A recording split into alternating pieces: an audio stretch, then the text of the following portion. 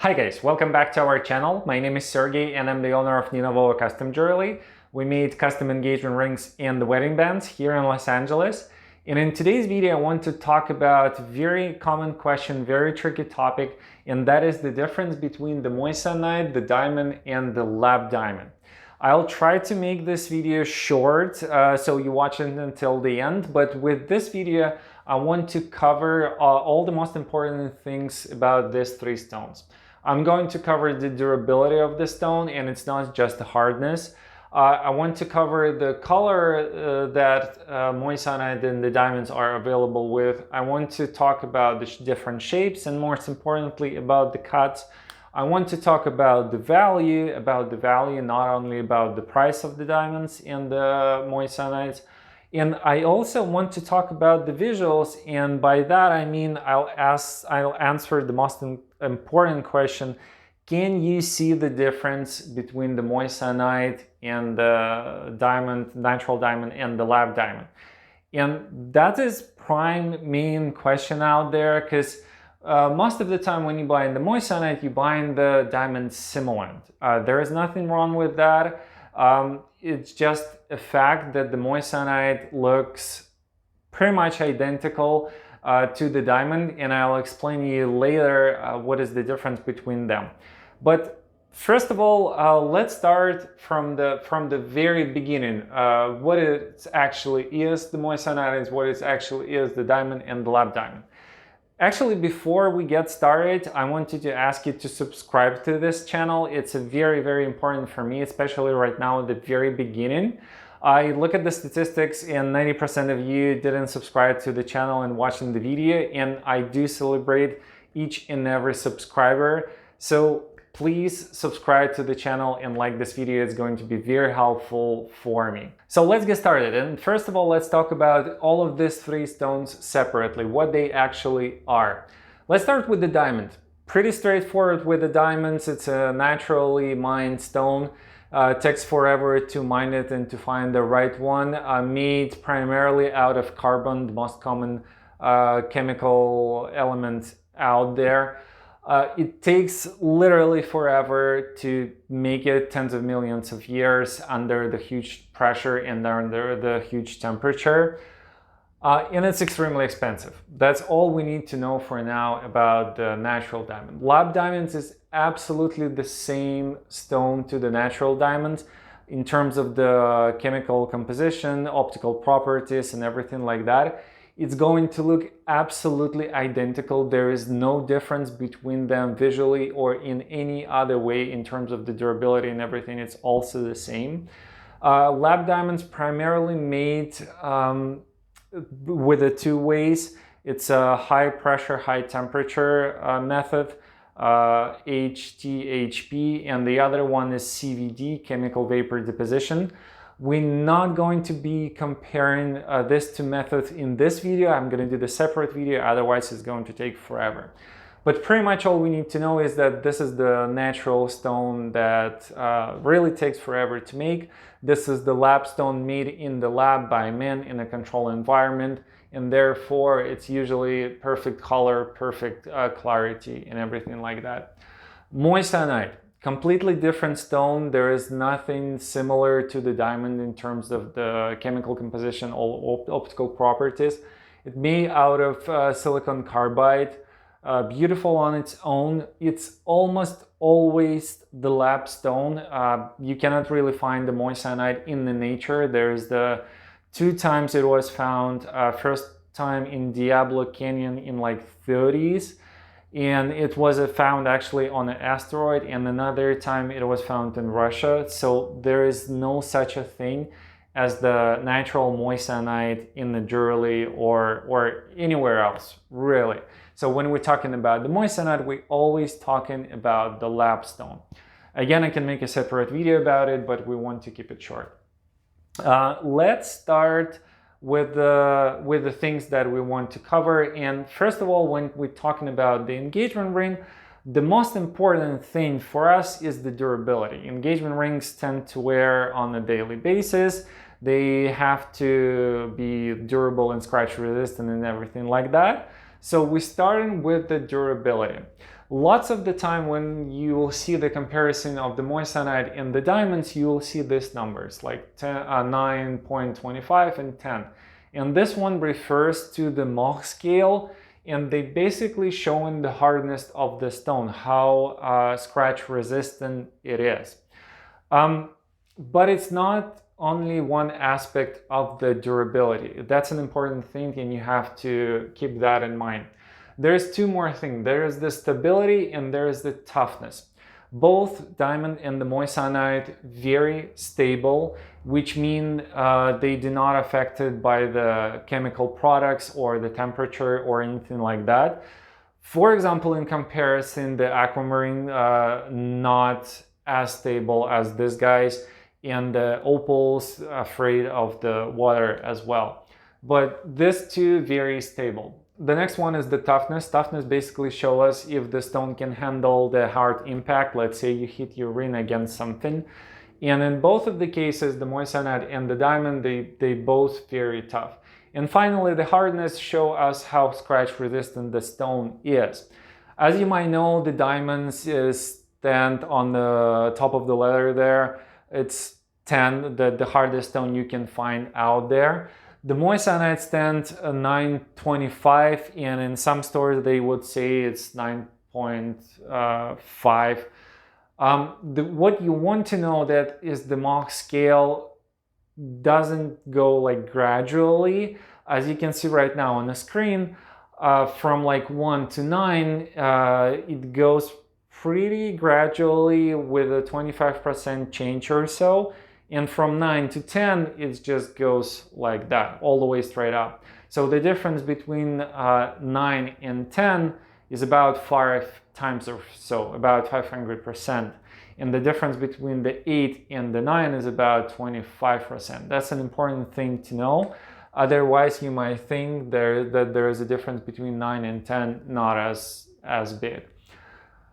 In a few words, both moissanite and the diamonds incredibly durable stones. There is nothing afraid about them. It's a little bit easier to scratch the moissanite than the diamonds, but in order to do that, you really have to do something very hard.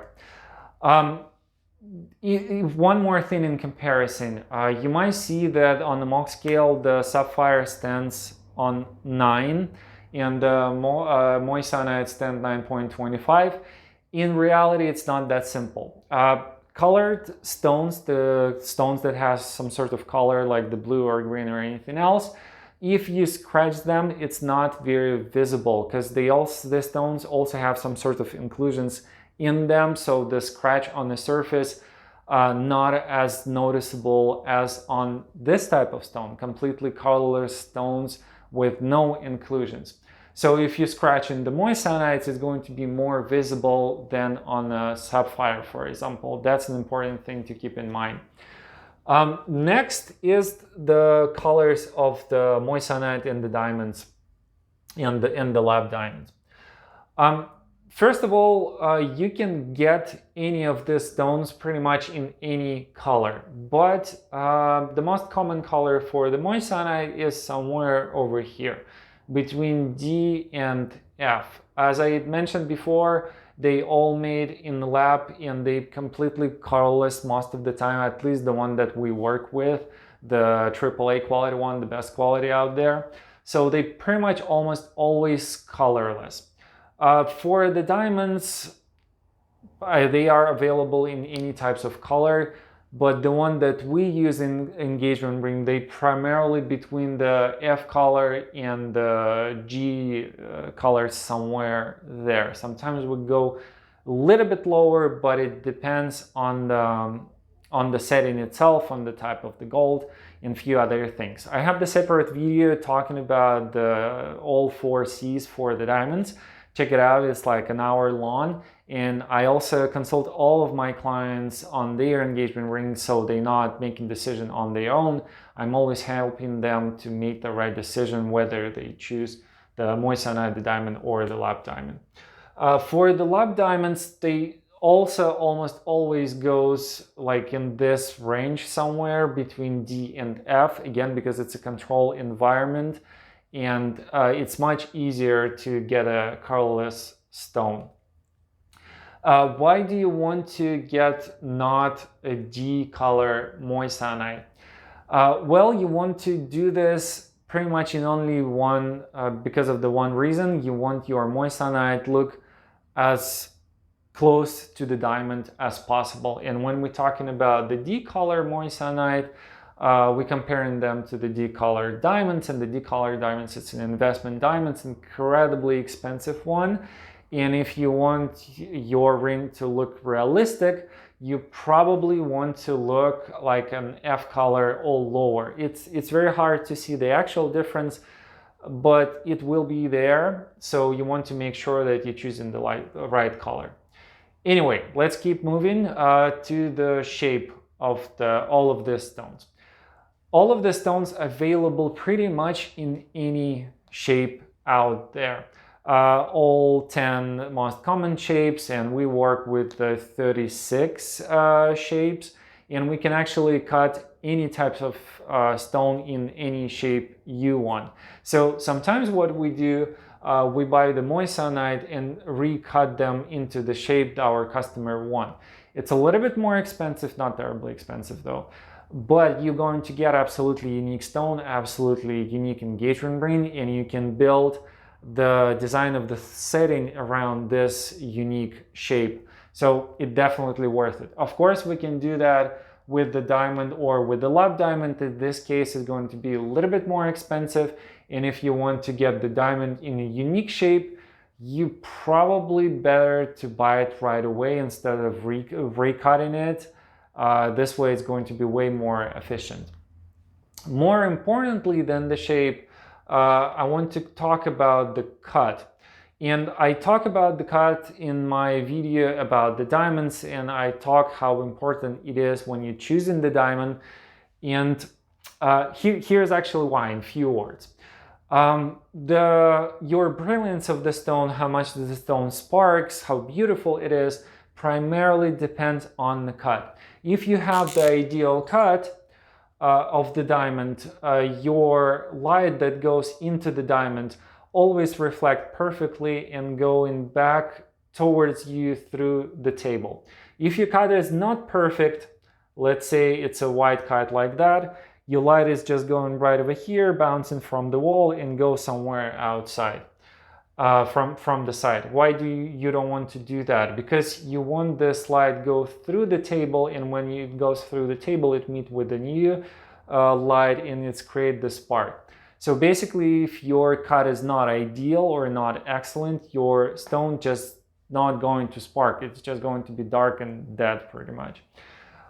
You want to make sure that no matter what types of stone you have, it's always ideal or excellent cut. Otherwise, you better step away from it, to be honest. In moissanite, in high quality moissanite, the one that we use, pretty much all the time you're gonna get ideal or excellent cut. And again, it's because of the lab controlled environment. Same thing goes for the lab diamond. It just doesn't make any sense to do any types of cut for the lab diamonds. They're going to cost way less, and it's much harder to sell. For the natural diamond, you can get them pretty much in any types of cuts, good, bad, not ideal, whatever it's out there. And that's because when the natural diamond's mined, when the raw diamond's mined, the main goal is to keep as much value of the stone as possible. Let's say, for example, you got the raw stone like that, and you want to cut as much value as possible from it. So, and there's a times when you will have to do like a tall cut out of this stone like that. Of course, it's not going to be ideal. It's going to weight, let's say, like 1.3 carat, and from the top, it's going to look like 0.9 because the size of the table is a little bit smaller. The light not going to go in a perfect way. It's not going to spark that much, but that's primarily the only option you have with this type of the raw stone. and you can probably sell it to someone who doesn't know how to choose the stone, or someone who has the lower budget for the stone. Actually, even in this case, it wouldn't make really sense, but primarily you probably get a very bad directions when you were choosing the diamonds, and it's pretty much the only reason why you would buy not ideal cut like that. As you might see by now, if we have the control lab environment, we're going to have the ideal color, we're not going to have any inclusions, we're going to have the ideal or excellent cut. If we have the natural stone, we will have to work with what's available. We cannot really control the natural, therefore we're just getting the best what available from her, and we're working with it. And therefore the price would be completely different for the lab stone and the natural stone. When we're talking about the price, let's talk about the value actually. And I want to clarify the difference between the value and the price. With the price, it's a little bit easier over here. Let's say you have the solitaire ring with the 1 carat center stone. In case of the moissanite, it's going to cost you about $1,500 or so as for 2021. With the diamond, it's going to cost you roughly about $5,000 or so. It's not exact prices, it's a rough price. And for the lab stone, it's probably going to cost you about $3,500 or so. But the value is what it's actually worth, what the ring actually worth. And that's an important thing to keep in mind, and I'm not trying to steer you towards one direction or another. I'm trying to give you as much information as possible so we can make a decision based on that. First of all, let's talk about the value of the diamond. Let's say you bought it for $5,000 or so, about 1 carat stone. Well, in this case, in the worst case scenario, you will be able to sell it for about 60% of its original price in about a year. If you're going to sell it 10 years after, you're probably going to sell it for 150, 160% of its cost. On a very rare occasion, as happened 1 year ago after the pandemic, the prices of the diamond grew 40% or so within 1 year. So anyone who bought the diamond's engagement ring in 2019, they were able to get the full price of the used engagement ring just a year after, and after that it would keep growing about 10% a year. And if you're actually making the same decisions towards any other material values out there, you eventually would build the wealth that you can, let's say, sell in the case of the emergency and get your money back. On the opposite side, with the moissanite, you're going to spend initially less, like way less, and you can probably invest this money to something else. But if you try to sell this ring, you would sell it for about 30% of its cost. It never would grow in price. It would always stay the same 30-20% of its original cost.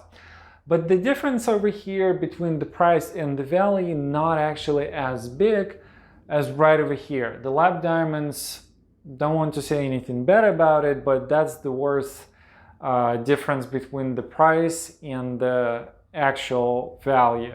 Because in the used market, you can sell a lab engagement ring for about $800 the best, and you will have a hard time actually selling it as well, unfortunately. So as I said, someone who's buying the lab diamond, they primarily buying this because of the environmental reasons. There is no really value into this. It's not an investment piece. And by the way, a very important thing that I want to point over here, the diamonds that used in the jewelry, not really an investment diamonds. If you want to buy the investment diamonds, it's a completely different category. They are always in D color. They are always without any inclusions, absolutely flawless. They never were set in the actual jewelry. the diamonds that we use in the jewelry are lower quality. It just doesn't make sense to get a decolor for the engagement ring or for the jewelry itself. So I hope this is giving you an idea of the value, the moissanite in the diamonds and everything else. Still, personally, I would probably go with the moissanite if your budget, if you have some sort of budget, first of all. Also, it would depend on a number of different situations, because let's say you're a young family and you have tons of expenses in front of you. You need to do the down payment for the house and the other stuff. Well, in this case, it doesn't really make sense to buy a diamond unless you have hundreds of dollars, thousands of dollars of income a year. It makes sense to go with a moissanite right now and maybe upgrade it to the diamonds on the 10 years anniversary or something like that, or to go with any other gemstone.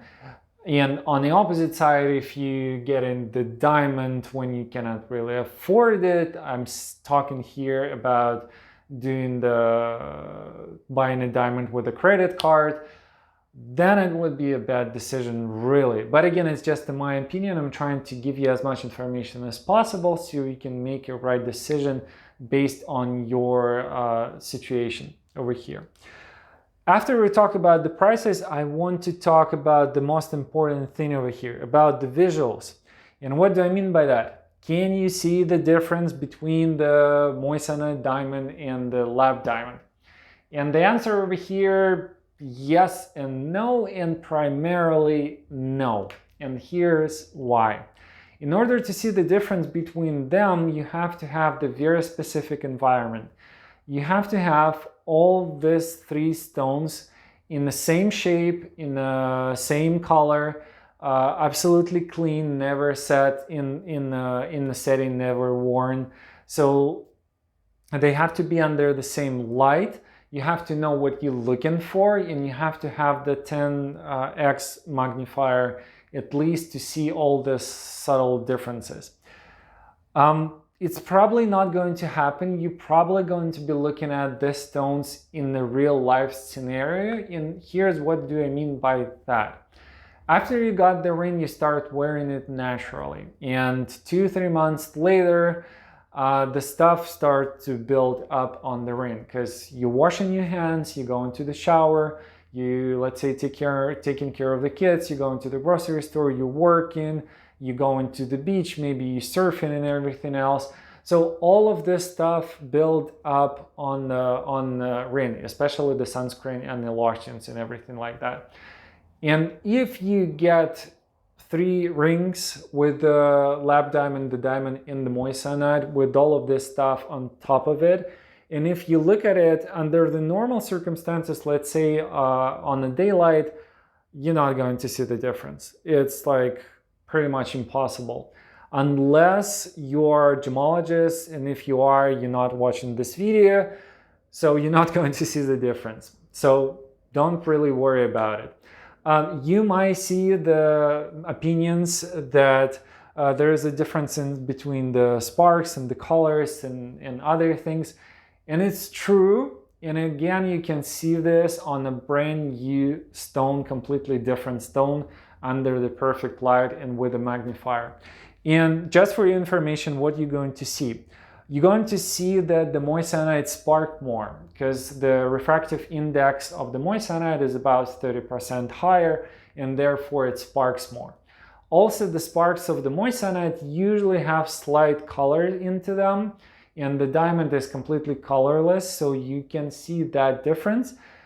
At the same time, if the diamond set in the setting, you're going to see slight sparks from the setting itself, and it's hard to see the difference where they are coming from the stone and where they are coming from the setting.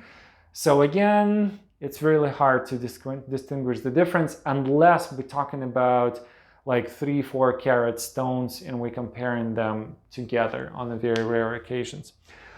Colors, you will see the difference in the colors probably if your moissanite is in a decolor or so.